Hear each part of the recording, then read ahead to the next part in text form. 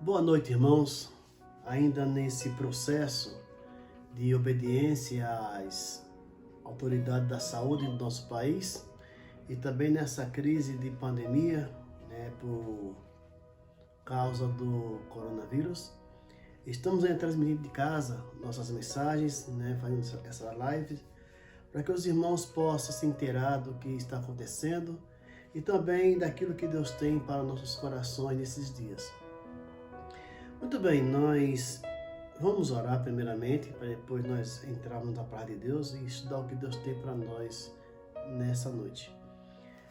Muito obrigado, Pai Eterno, pelo momento que nós temos, Pai, de podermos ouvir Tua palavra, de orarmos, Pai, de entregar a Ti, Pai, nossos problemas, nossas aflições. Tu sabes, Pai, melhor do que nós, o momento que passamos agora, com essa crise, Pai, na saúde mundial. Te pedimos, Pai, que o Senhor possa estar entrando com a providência, para que esse vírus seja logo extinto, Pai, ao que se encontra uma vacina, para que o nosso povo, Pai, tanto brasileiro quanto mundial, possa gozar de plena saúde, Pai. Obrigado, Pai Eterno, pela Tua igreja que está aberta, Pai, que está fazendo o seu papel na sociedade. Te agradecemos, Pai, porque esse momento é um momento precioso em nossas vidas, Pai. Obrigado porque nós temos descoberto, Pai, dentro da igreja, dons, pessoas que têm dons, Pai, que estão escondidos, mas agora estão desenvolvendo esses dons, Pai, para melhor fazer a Tua vontade. Muito obrigado, Pai Eterno, por essas bênçãos, te agradecemos, em nome de Jesus Cristo. Amém. Muito bem, irmãos, no domingo passado, nós conversamos com a igreja sobre a igreja caindo na graça do povo, e o Rubem trouxe uma reflexão, uma mensagem no capítulo 6 de Atos, do versículo 1 até o versículo 7. E interessante que toda vez que a igreja ela caminha direitinho, alguma coisa acontece para emperrar o andamento da igreja.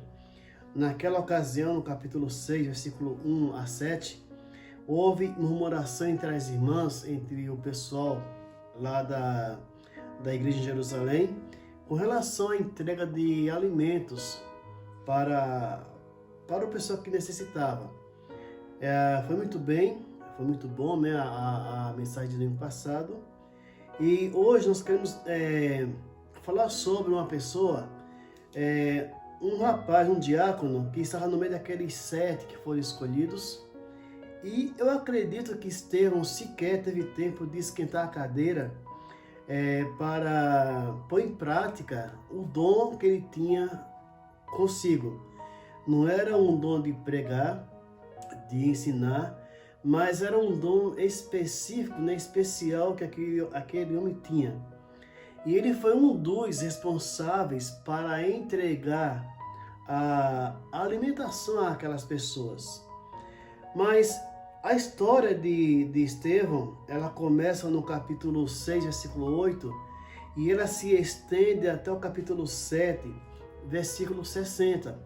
Mas não vamos ler todo esse texto, porque vai tomar muito tempo nosso, e gostaria que nós atentássemos somente para os versículos 54 a 60, onde está, eu acredito assim, o resumo de tudo aquilo que aconteceu com a igreja, depois daquela reunião na qual escolheram 7 diáconos, dentre eles Estevão.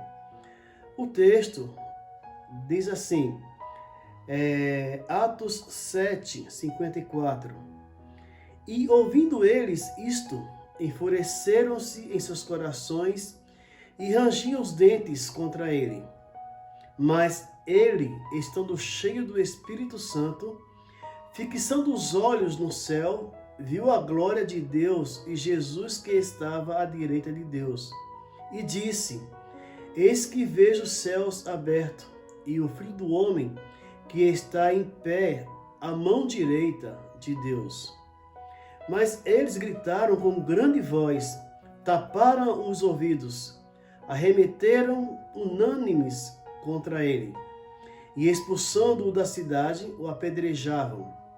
E as testemunhas depuseram as suas capas aos pés de um jovem chamado Saulo e apedrejaram a Estevão, que em invocação dizia: Senhor Jesus, recebe o meu espírito.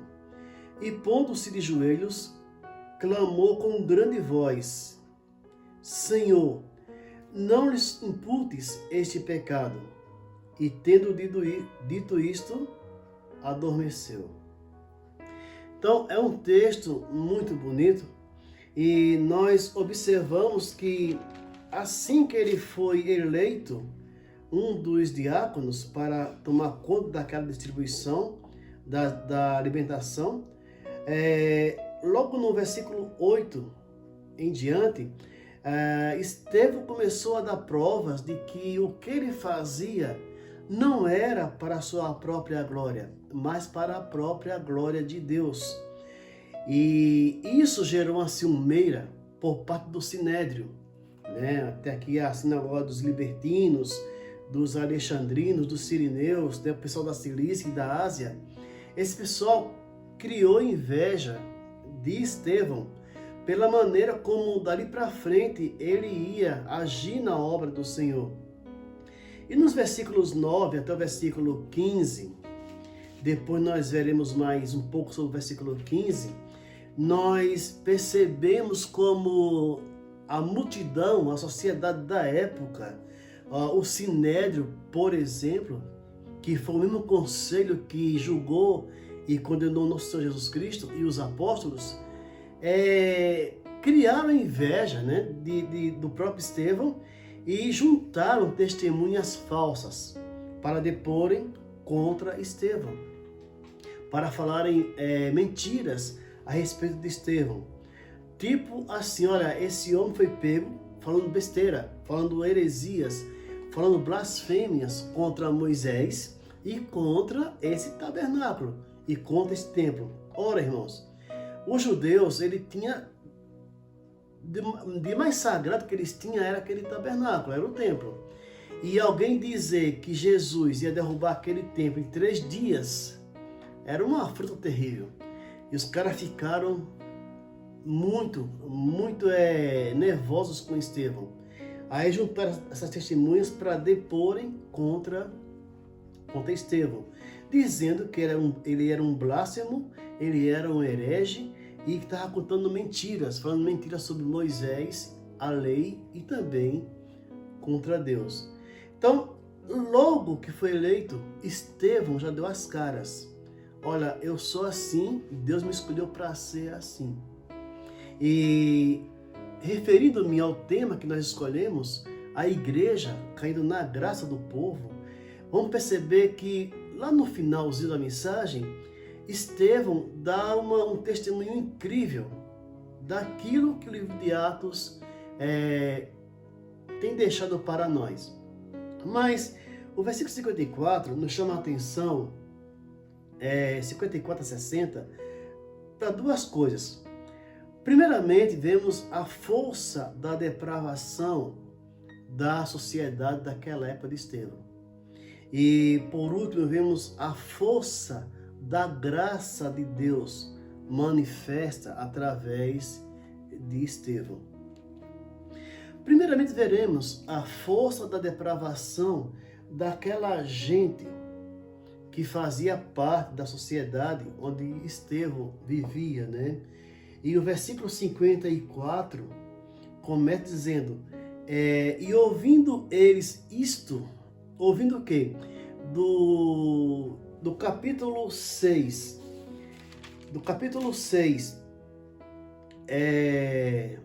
até o 7,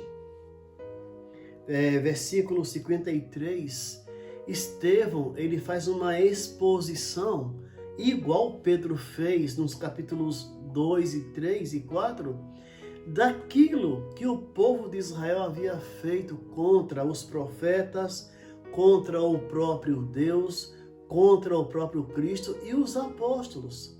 Tá? Há uma passagem que fala que quais dos profetas os judeus não perseguiram e mataram. Então, Estevão, ele começa com a história de Abraão, depois vai para José, e passa por Moisés, que é aí que a coisa começa a complicar pro lado dele, né? E começa a falar que aquela gente, talvez não aquele pessoal que estava com ele naquele momento, mas os antepassados deles aprontaram com Abraão, com José, com Moisés. E ele aponta, olha, esse pessoal está enterrado aqui, olha, na terra de vocês. E foram vocês que perseguiram eles. Foram vocês que maltrataram eles. E isso, irmãos, deixou os judeus, o conselho, né, o sinédrio, enfurecido. E eles, né, no versículo 53, fala, enfureceram-se em seus corações. Se nós olharmos em Hebreus capítulo 11, 37, o verbo que é aqui traduzido para enfurecer é o mesmo que encontramos lá em Hebreus, que é traduzido como cerrados. Ali, o autor de Hebreus fala que os profetas, os apóstolos, os seguidores de Cristo, a maioria deles foram cerrados ao meio por não negarem a fé. Então vejam bem, a ideia é que esse cara, com tanta raiva de Estevão, que a vontade deles era pegar uma serra enorme e cortar em vários pedaços, né, o Estevão. Enfureceram-se em seus corações. Não era para menos ouvir tudo aquilo. Olha, vocês fizeram isso, e esse pessoal da antiga, os antepassados, eles foram enterrados aqui e vocês sabem que eles estão aqui em nosso meio enterrados. E eles ficaram enfurecidos porque a verdade estava sendo colocada sobre a mesa. Ainda no versículo 54, o Lucas fala, e rangiam os dentes contra ele. E rangiam os dentes contra ele. Lá em Jó, capítulo 31, versículo 31, nós encontramos uma ideia muito igual a isso, né? Lá, Jó fala, ai quem me dera comer da vossa carne, e nós não nos fartaríamos dela. Ou seja, a vontade dos caras era comer, era matar Estevão e comer a sua carne. E mesmo assim, seriam saciados, porque quantos discípulos, quantos apóstolos, quantos profetas foram mortos, né? Por um grupo de pessoas que não entendiam a palavra de Deus. Então Estevão seria mais um. E isso se repete em nossos dias, né? Talvez ninguém encerre um pastor ou um membro de uma igreja, mas em seus corações a vontade que quem não conhece a Cristo tem quando vê um cristão é de matá-lo, é de se enfurecer com essas pessoas, ranger os dentes a ponto de querer comê-lo vivo. Mas o texto continua, mas ele, estando cheio do Espírito Santo, fixando os olhos no céu, viu a glória de Deus e Jesus assentado à direita de Deus. Versículo 56. E disse, eis que vejo os céus abertos e o Filho do Homem que está em pé à mão direita de Deus. Mas eles gritaram com grande voz, taparam os ouvidos e arremeteram-se unânimes contra ele. Alguns detalhes nesse versículo 57 que eu quero chamar a sua atenção. Assim como no 54, no 57, a exposição de Estevão era tão profunda que eles não queriam mais ouvir a voz de Estevão. Chega, não quero mais ouvir isso, e taparam seus ouvidos. E me faz lembrar o Salmo 58, versículos 4 e 5, que diz que assim como a víbora tapa seus ouvidos para não escutar a voz do encantador, que é perito em encantamento, assim fizeram os conselheiros, o sinédrio. Olha, chega, eu não quero mais ouvir isso, para. Olha, imagina os irmãos, uma serpente que não quer mais ser encantada pelo seu encantador. E vai tapar seus ouvidos, olha, não quero ouvir sua voz, para com isso, não vou mais me encantar. Então, o conselho, ao ouvir o que Estevão tem para dizer, gritar em alta voz, a tal ponto deles taparem seus ouvidos. Olha, chega, não quero mais ouvir sobre isso. Porque Estevão foi eleito por Deus para fazer a obra de Deus. E isso incomodava quem não estava fazendo aquilo que deveria fazer. E arremeteram-se contra ele. Tá? A ideia do versículo, do verbo, é que eles foram para cima de Estevão como se fossem animais, tá? Como se fosse uma manada de, sei lá, uma matilha de cães. Agora pegamos você, agora vamos estraçalhar você. Porque essa verdade que você está contando, essa história que você nos contou, de Abraão, José, Moisés, isso está derretendo nossa mente. Agora é tudo ou nada. Vamos acabar com você. Mais ou menos isso que o versículo 57 está dizendo para nós. Tá? Não suporto mais vocês fazerem isso. Tá? A igreja foi chamada para isso. A igreja foi escolhida por Deus para isso. Alguém já falou que a igreja é a hermenêutica do evangelho. A igreja, ela é a hermenêutica do evangelho. Ou seja, o que o mundo quer ver através de nós é o evangelho pregado, ensinado e vivido às claras. Tá? Quando pegamos um texto, uma das ciências que nós usamos muito para clarear o texto é a hermenêutica, a interpretação correta daquele texto. A igreja, como hermenêutica do evangelho, ela tem que viver o evangelho de maneira clara, de maneira como Deus quer que Deus quer que ela viva o evangelho. Depois, versículo 58, eles cumprem exatamente o que diz a lei de Moisés, né? Pegaram Estevão, expulsaram da cidade e o apedrejaram, tá? E mataram Estevão. E as roupas de Estevão foi exposta, né? Eles puseram aos pés de um homem chamado Saulo, que mais tarde se tornaria Paulo, né? O grande apóstolo. E Saulo consentia na morte daquele jovem, daquele primeiro mártir, né, do evangelho. Talvez mais tarde ele ficou pensando, puxa vida, eu presenciei a morte do Estevão, um grande servo de Deus, um grande homem de Deus. Tamanha era a depravação daquele povo que morava naquela sociedade, naquela comunidade onde morava o nosso irmão Estevão, né? Um dos diáconos que foi escolhido para auxiliar os outros discípulos, tá? Na entrega dos alimentos. As viúvas, por exemplo, da igreja em Jerusalém.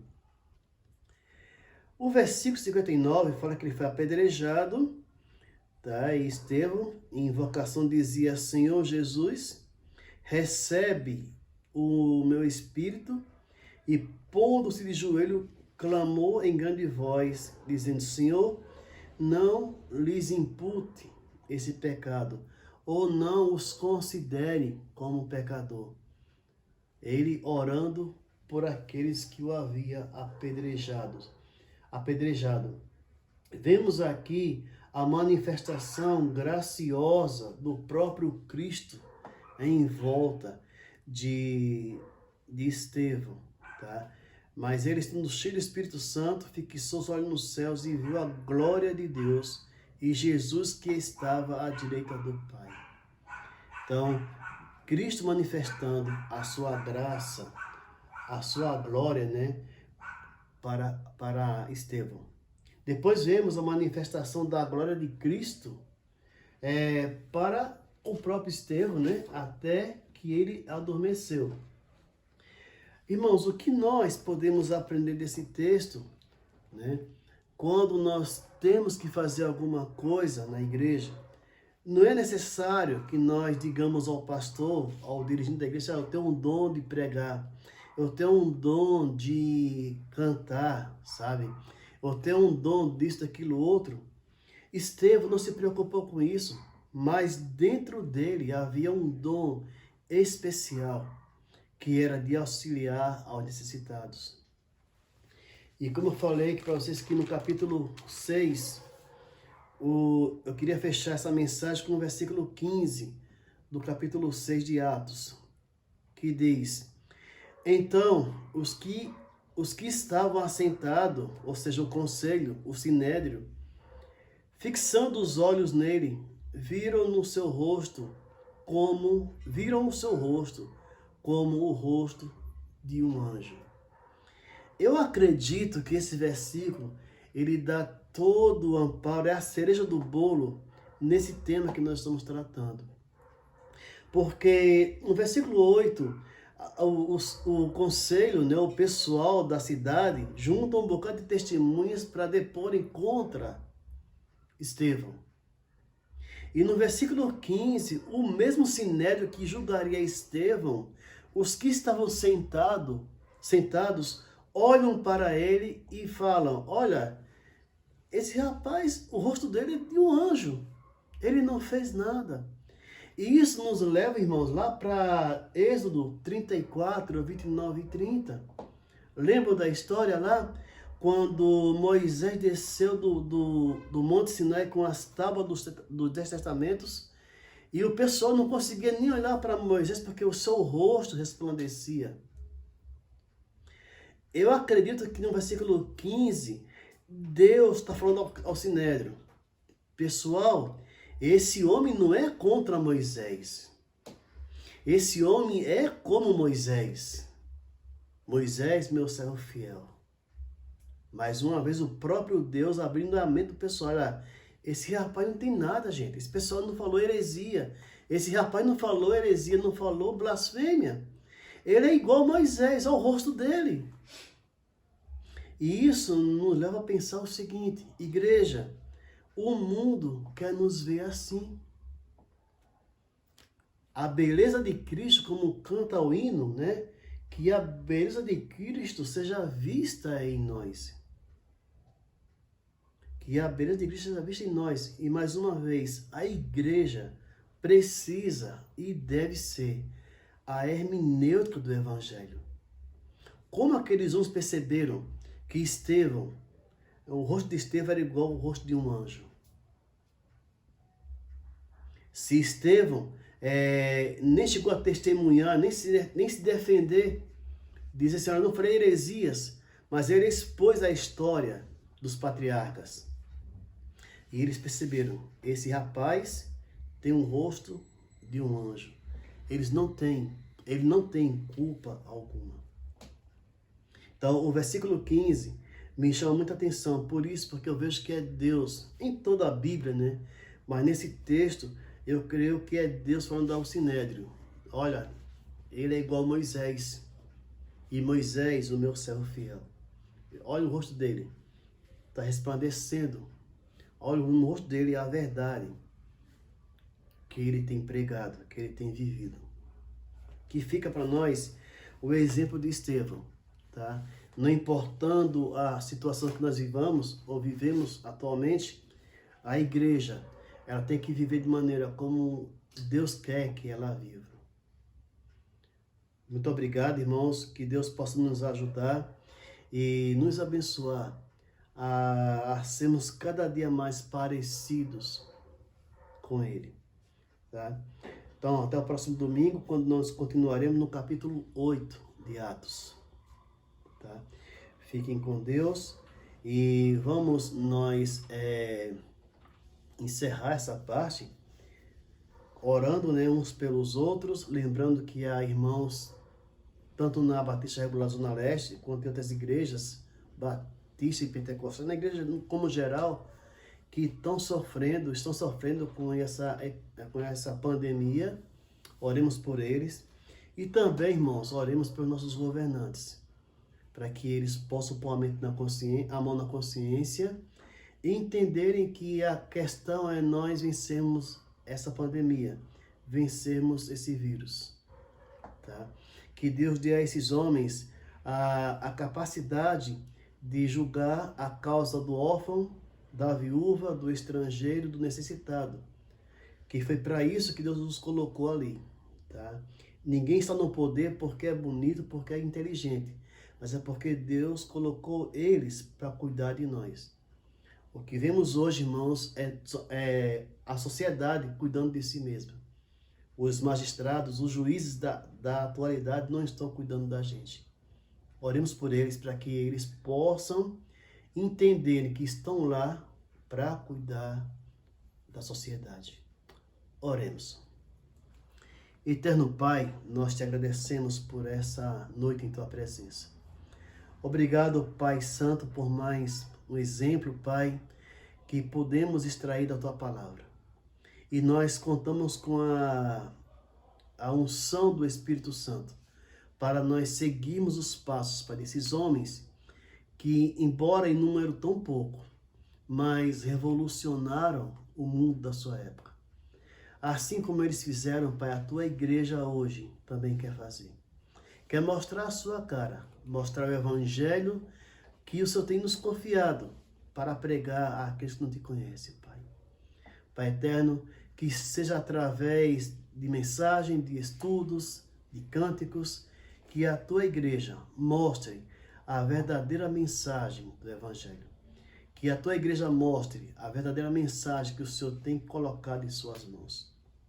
Pai eterno, que todo dia sejamos reconhecidos pelo Senhor como coluna firme e baluarte da verdade, da doutrina da tua palavra. Muito obrigado por essas bênçãos. Nós te agradecemos em nome de Jesus Cristo. Amém. Boa noite, irmãos, e até amanhã.